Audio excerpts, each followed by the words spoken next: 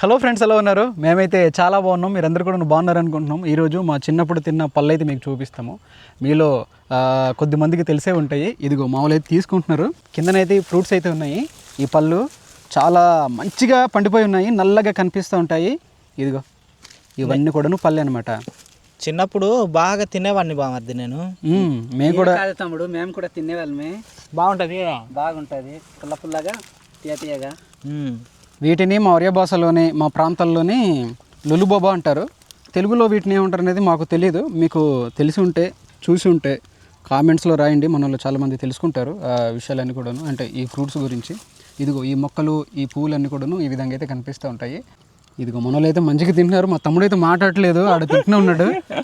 ఇవి ఎక్కువగా ఎక్కడ వస్తాయంటే పశువుల పేడ ఉంటుంది కదా, ఆ గత్తం దగ్గర ఎక్కువ మొలుస్తుంటాయి. ఇవి మనం సపరేట్గా వేయాల్సిన అవసరం అయితే లేదు. ఈ మొక్కలు వాటంతట అవే పెరిగి ఇవన్నీ కూడా వస్తూ ఉంటాయి.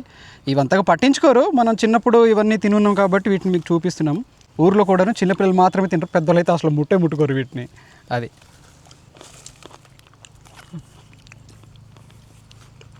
పుల్లగా, మరింత పుల్లగా కాదు, తీయగా పుల్లగా అట్లా ఉంటాయి అన్నమాట ఫ్రూట్స్ అయితే. ఈరోజు ఒక మంచి వీడియో అయితే చేసాము.